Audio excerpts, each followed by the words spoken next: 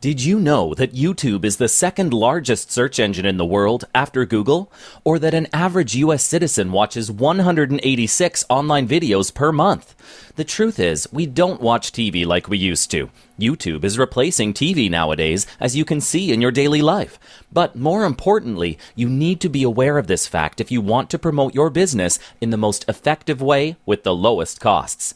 You see, videos can be used to promote your products or services, to educate your customers, or to entertain them. However you use videos, they can bring more clients through your door. And if you're not using videos, then you're actually losing customers to the competitors who are using them.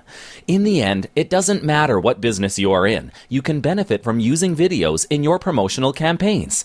And the best part is that you don't need to write a huge check to promote your business through videos, as you do when advertising on TV.